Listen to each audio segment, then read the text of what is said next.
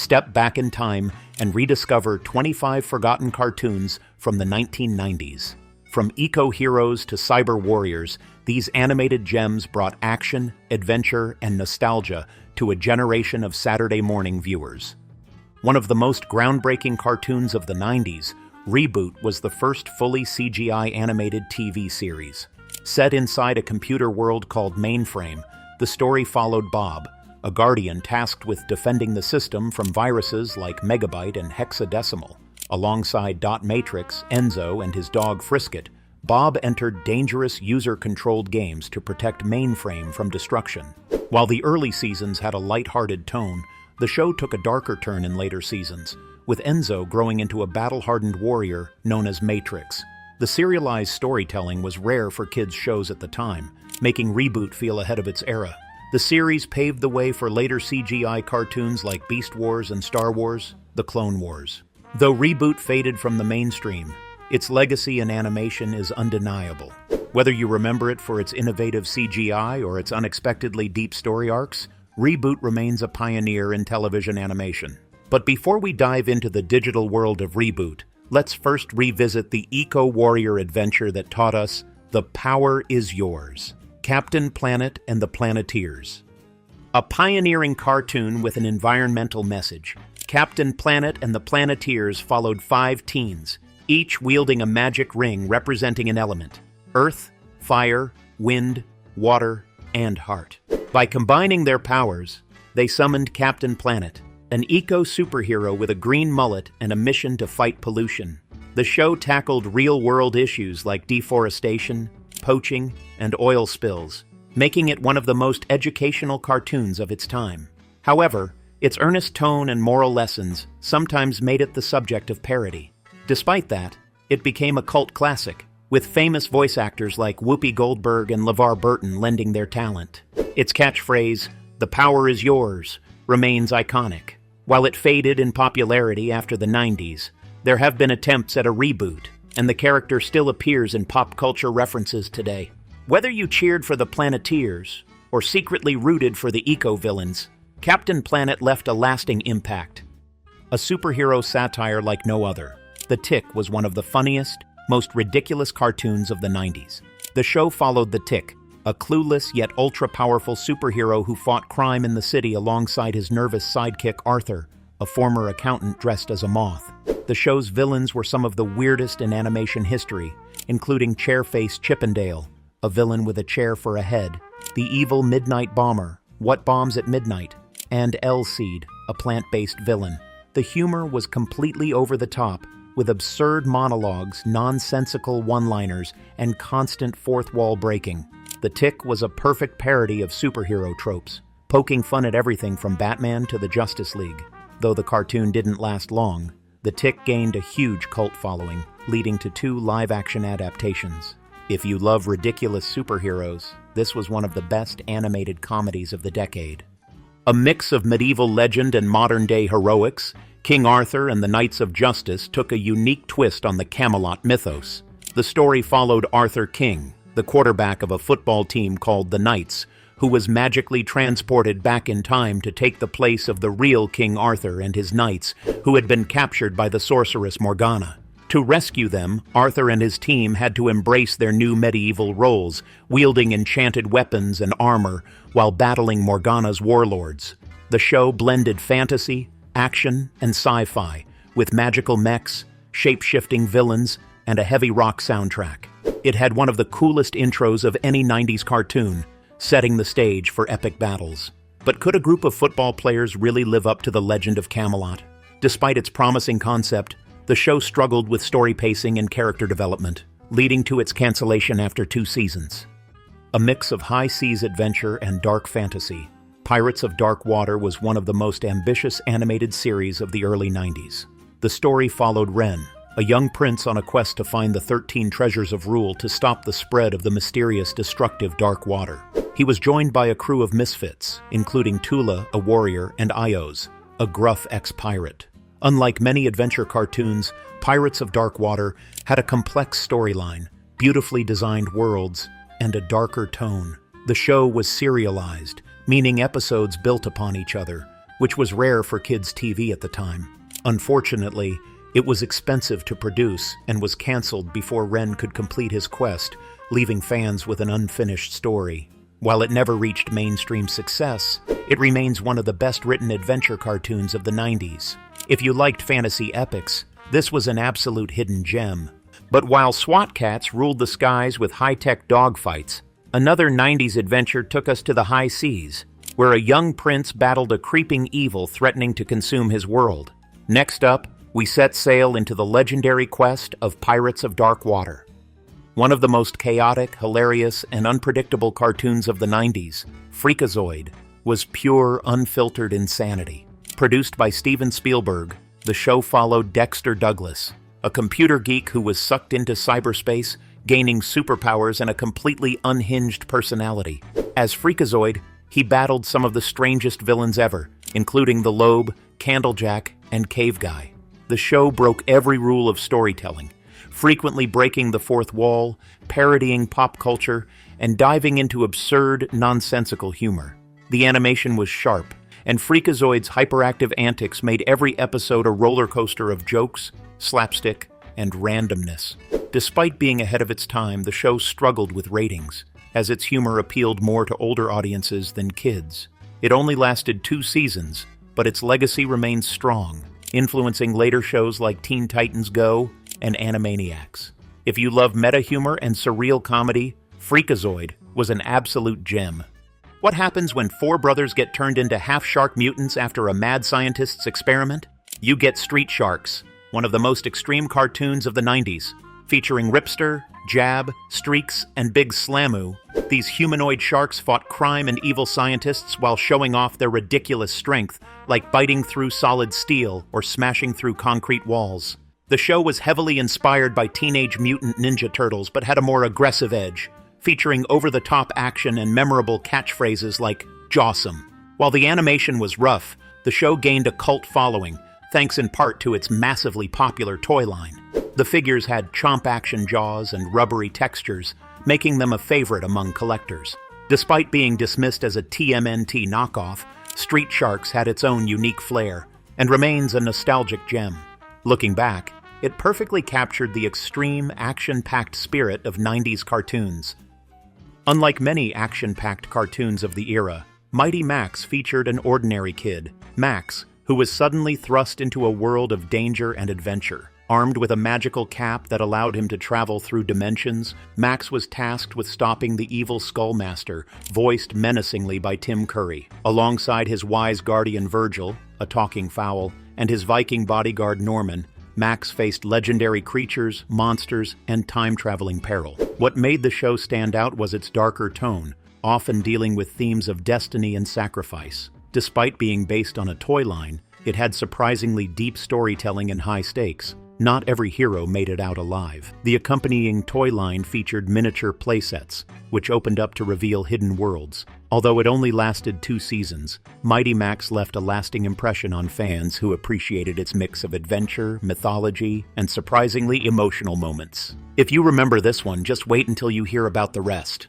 Did you ever wish you had your own army of robots? One of the lesser-known gems of the 90s, the Botsmaster followed ZZ, Ziv Zoolander, a teenage robotics genius who created an army of autonomous robots, the 3 A-Bots. Together, they battled the evil robotic megacorporation, RM Corp, which sought to control the world. What made this show unique was its 3D gimmick. Viewers could wear Z-glasses to experience certain action scenes in 3D. The show had a mix of slapstick humor, action, and futuristic technology, making it a fun watch. Each bot had a unique personality. D-Nerd was the tech whiz, Jam could DJ while fighting, and Cook had culinary-based weapons. Though it had an interesting concept, the Botsmaster struggled to compete with other action cartoons of the time. Its limited toy line and niche appeal kept it from reaching mainstream success. However, fans who remember it often praise its creativity and fun cyberpunk-style storytelling.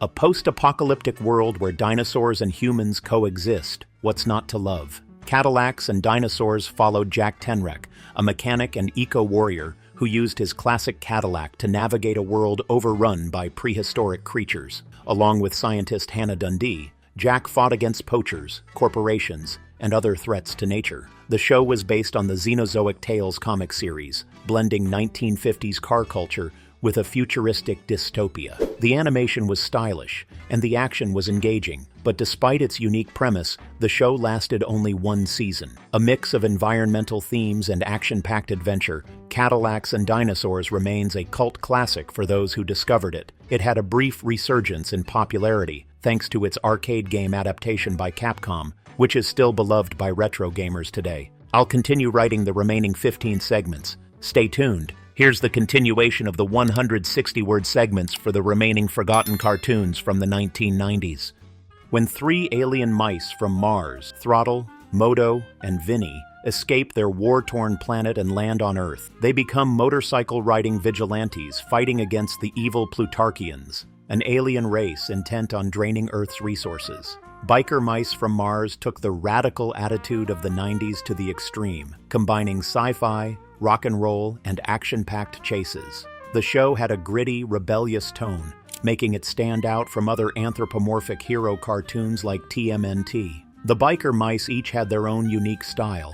Throttle was the cool-headed leader, Moto was the tough guy with a robotic arm, and Vinny was the wild daredevil. Their bikes were high-tech weapons in themselves, making for thrilling chase sequences. The show was popular enough to get a revival in 2006, though it never reached the heights of its original run. Still, for 90s kids who loved extreme action and attitude, Biker Mice from Mars was unforgettable. But while Biker Mice from Mars brought intergalactic rebellion, next up is a prehistoric pal with a skateboard and a guitar, Denver, the Last Dinosaur. A friendly green dinosaur who skateboards, plays guitar, and teaches kids life lessons. That's Denver, the Last Dinosaur in a nutshell. The show followed Denver and a group of California teens as they tried to protect him from greedy scientists who wanted to exploit him. Unlike other dinosaur cartoons of the era, Denver focused on friendship, environmental awareness, and adventure, rather than action. It had an undeniably catchy theme song, which is probably the most memorable part of the show for many fans. Denver, the Last Dinosaur, He's My Friend, and a whole lot more. While the show was meant to be educational, it leaned heavily into 90s culture. Denver was always rollerblading, playing electric guitar, or doing something trendy. Despite its goofy premise, the show remains a nostalgic favorite. It may not have had the long-lasting appeal of Jurassic Park, but for kids in the early 90s, Denver was a beloved dinosaur buddy. Based on the classic beat-em-up video game, Double Dragon brought martial arts action to Saturday mornings. It followed twin brothers Billy and Jimmy Lee, who were trained in martial arts and chosen to wield the dragon powers to fight against the Shadow Warriors and their leader, the Shadow Master. Unlike the arcade game, which was more straightforward, the show gave the brothers mystical abilities, allowing them to transform into armored warriors.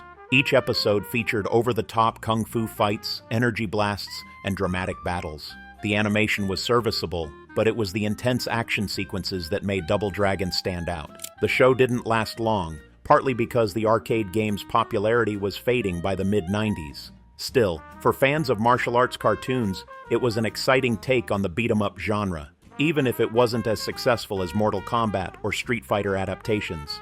If you loved dark fantasy, epic battles, and heavy metal vibes, Skeleton Warriors was a show ahead of its time. The story followed Prince Lightstar and his allies, the Legion of Light, as they battled against the sinister Baron Dark, a tyrant who stole the Lightstar Crystal and used its power to transform into an undead warlord. The show was visually striking, featuring detailed character designs, creepy skeleton villains, and a dark, dystopian setting that set it apart from typical 90s cartoons. The toy line was especially memorable, with glow-in-the-dark figures that made the Skeleton Warriors even more menacing. Unfortunately, despite its cinematic animation style and mature storytelling, the show only lasted one season. While it never reached mainstream success, Skeleton Warriors remains a cult favorite among fans of gothic action cartoons. If you ever wanted a show that felt like He-Man mixed with Castlevania, this was it. But while Skeleton Warriors plunged us into a world of shadow and bone, another team faced horrors of a different kind. Next up, we swap swords for proton packs and dive into the ghost-filled streets of extreme Ghostbusters. What happens when ghost hunting gets even scarier? A Ghostbusters series for a new generation, Extreme Ghostbusters introduced a diverse team of rookie ghost hunters trained by the last remaining original Ghostbuster, Egon Spengler. The team included Kylie, a goth paranormal expert, Eduardo, a sarcastic skeptic, Garrett, a thrill-seeking jock in a wheelchair, and Roland, a tech genius. Together, they faced some of the creepiest ghosts ever seen in the franchise. The show had a darker tone than the real Ghostbusters, often diving into more horror-inspired storytelling. The ghost designs were legitimately terrifying, with monsters that looked like they came straight out of a nightmare. Despite its quality animation, compelling characters, and solid writing, Extreme Ghostbusters was overshadowed by the original series and ended after one season. However, it remains one of the best attempts at reviving a classic 80s franchise, with some fans considering it better than the original. If you liked supernatural horror mixed with action, this was a must-watch. Ancient Egyptian warriors battling modern-day evil, that's Mummies Alive, in a nutshell. The story followed Presley Carnarvon, a young boy who is the reincarnation of an Egyptian pharaoh, making him the target of the evil sorcerer Scarab, who wants to steal his life force. Fortunately, Presley was protected by 4 resurrected warrior mummies, Jakal, Wrath, Armin, and Nefertina, each with their own powerful armor and weapons. The show was action-packed, featuring epic transformations, intense battles, and a mix of ancient mythology and futuristic tech. The animation was sharp, and the character designs were some of the coolest of the 90s. Despite its exciting premise and unique concept, Mummies Alive lasted only one season, likely due to stiff competition from other action shows like Power Rangers and Batman, the animated series. However, it remains a fan favorite for those who love Egyptian mythology, supernatural battles, and epic warrior transformations. A mix between superheroes, monster movies, and slapstick comedy, Big Bad Beetleborgs followed 3 kids, Drew, Joe, and Roland, who accidentally released a ghost named Flabber from an organ in a haunted house. As a reward, Flabber grants them superpowers, turning them into their favorite comic book heroes, the Beetleborgs. However, their wish also brings their comics' villains to life, forcing them to become real heroes. Unlike Power Rangers, which focused on martial arts, Beetleborgs had a more comedic tone, with over-the-top humor, a wacky haunted house setting, and slapstick antics from its cast of goofy monsters. The show used footage from a Japanese series, Metal Heroes, similar to how Power Rangers repurposed Super Sentai clips. While it had a cult following, it never reached the mainstream popularity of Power Rangers and was canceled after 2 seasons. Still, it remains a fun piece of 90s nostalgia, especially for fans of spooky-themed superhero shows. The video isn't over yet. Stay tuned because you won't want to miss these next cartoons. Shows like Knight Rider and the A-Team, where she held her own alongside action stars.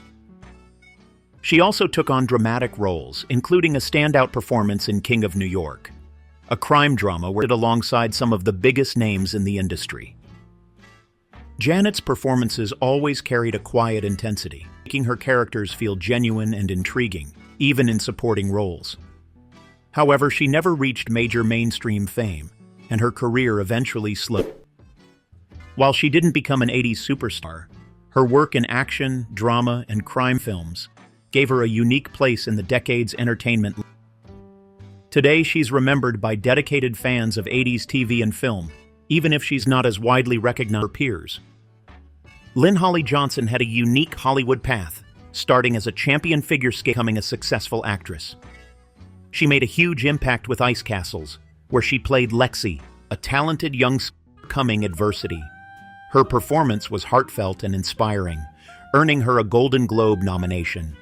She then in the James Bond franchise, starring as Bibi Doll in For Your Eyes Only.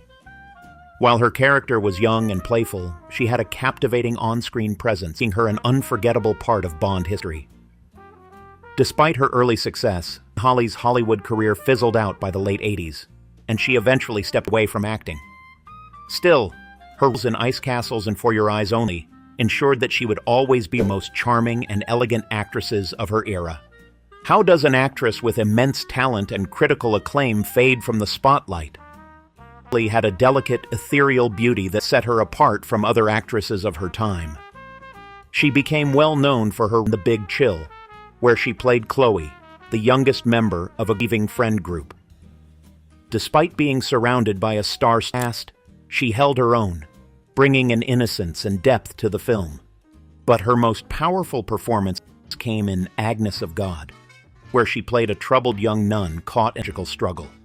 The role was emotionally intense and deeply layered, earning her an Academy Award nomination. Unlike many actresses chasing stardom, Meg chose to step away from Hollywood to focus on her family and writing career. Because she isn't discussed as often as other 80s actresses, despite her immense talent. However, for those who remember her, Meg Tilly remains one of the most gifted and underrated actresses of the decade. Fenn was one of the most captivating actresses of the late 80s and early 90s, known for her dark beauty and sultry screen presence. She gained cult status playing Audrey Horne in Peaks, where her seductive yet mysterious persona made her one of the most unforgettable femme fatales on TV. Before that, she starred in Two Moon Junction, a steamy romance film that showcased her sensuality, and The Wraith, where she played a mysterious street racer.